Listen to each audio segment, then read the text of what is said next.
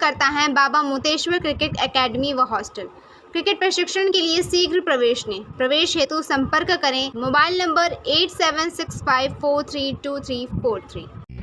नमस्कार, मैं हूं सपना और आप देख रहे हैं पी न्यूज़ भारत। संभल में मिली 3 मंजिला बावड़ी, कई दावेदार आए सामने।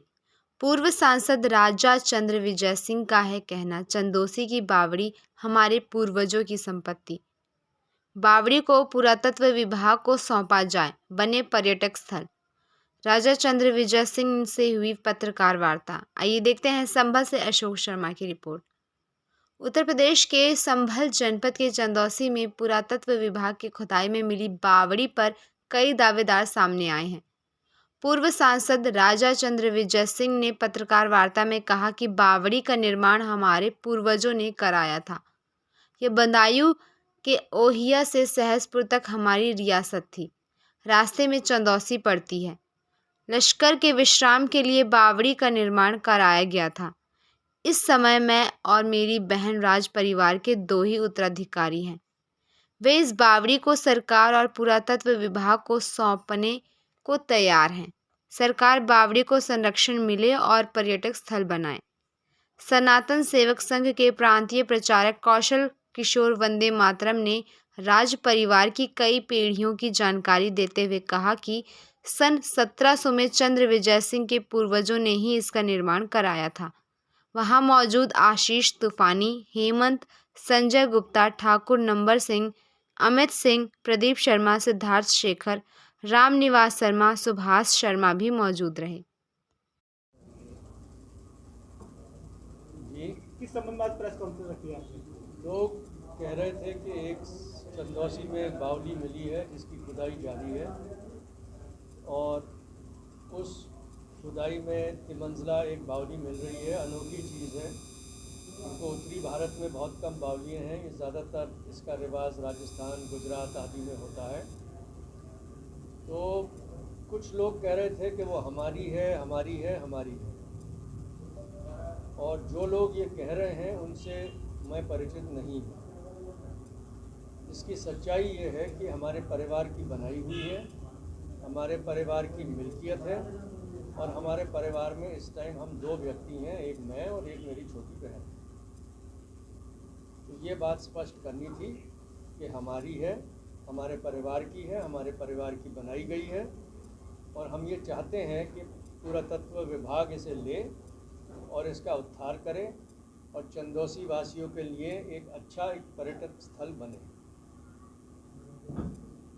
क्या आपकी और भी संपत्तियां हैं चंदौसी के अंदर, जैसे बावली निकली, इस तरीके की कुछ और भी संपत्तियां हैं?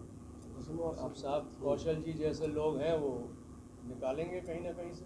हमें तो इसके बारे में, बावली के बारे में हमें सुना था, मगर हमें ये नहीं मालूम थी कि इधर दबी हुई है। क्योंकि वहाँ जो मकान है वो हमारे बुज़ुर्ग ने बनाया था, राजा किशन कुमार सिंह साहब ने, और उनका वहाँ एक पत्थर भी है, कृष्ण निवास करके वो इमारत थी, एक कोठी थी और उसी प्रांगण के अंदर ये बावली थी। कुछ आसपास कब्जा भी है उस क्षेत्र में, सुना है। तो यानी आप जो लोग कह रहे हैं कि हमारी हमारी, उनके आरोप निराधार जो कह रहे हैं। मेरी समझ से मैं तो ये प्रशासन से कहूँगा कि पुराने रिकॉर्ड खंगालें, देख लें, सच सामने आ जाएगा। ये तो बच्चा बच्चा वहाँ इलाके का सब जानता है कि किसकी है। साहब वहाँ पे कई लोग दावा अपने होने का दावा जो करते हैं, तो आपका भी दावा है कि अपना है, तो ऐसे में क्या कुछ प्रूफ है उस चीज़ को लेकर? पुराने रिकॉर्ड देख लिए जाए। हमारे पुरखों का वहाँ मकान था, हमारे पुरखों के प्रांगण के अंदर ये बावली है, उन्हीं की बनाई हुई। ओहिया के किले से जब जाते थे ये यहाँ सहसपुर आते थे तो चंदौसी आधे रास्ते आती थी। तो वहाँ जो हमने सुना है लश्कर वश्कर वहीं रुकता था।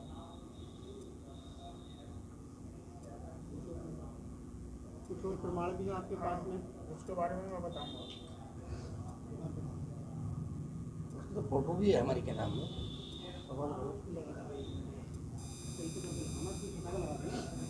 सनातन हाँ सर, मैं सनातन सेवक संघ प्रांत प्रचार प्रमुख कौशल किशोर वंदे मातरम। बावड़ी और बाकी बिहारी जी की शिकायत मैंने श्रीमान जिलाधिकारी महोदय संभल और माननीय मुख्यमंत्री से करी थी। तो हमें जैसे जैसे पता चलता गया तो जो वो हम बता रहे थे कि रानी सुरेंद्रवाला की है और 1870 की है, हमने भी ये बताई थी। लेकिन त्यों त्यों बावड़ी अंदर खुद रही है, उसके गर्भ में हमें जाने से पता चला और हमने इस बावड़ी की खोज भी करी लोगों से पूछकर और जो पुराने बुजुर्ग हैं कुछ किताबों के माध्यम से।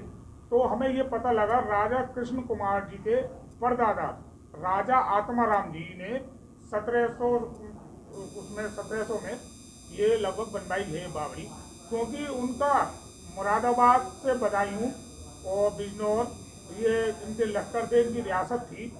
क्योंकि चंदोसी हमारी सेंटर में पड़ती है मुरादाबाद और बदायूं के, तो उनको लश्कर को रोकने के लिए, लश्कर का विश्राम करने के लिए ये बावड़ी का निर्माण कराया गया।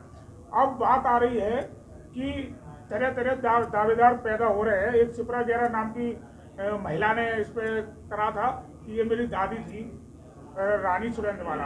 रानी सुरेंद्रवाला रानी नहीं थी, जब इतिहास को खंगाला गया वो एक नर्तकी थी।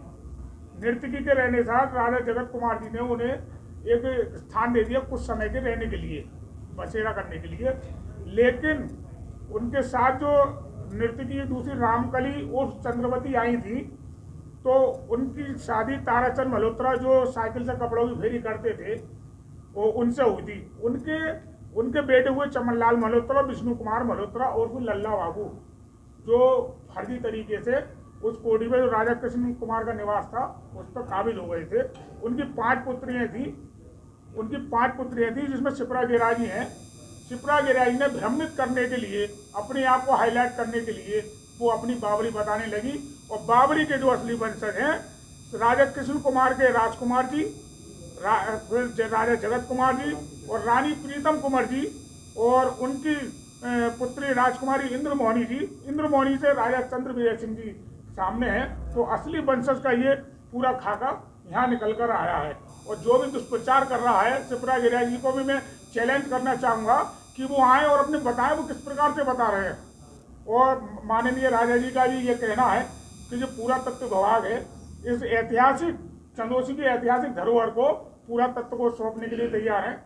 और श्रीमान जिलाधिकारी महोदय जी से भी राजा साहब की बात चल रही है और वो लिखित में देने को तैयार है कि इसे सरकार अपने कब्जे में ले और इसे एक ऐतिहासिक निर्माण, और जो भी राजा साहब से भी अगर बनता होगा इसके बावजूद भी उस ऐतिहासिक निर्माण में या अन्य और किसी उसमें सनातन धर्म की परंपरा को जीवित रखने के लिए राजा साहब हमेशा तत्पर तैयार है।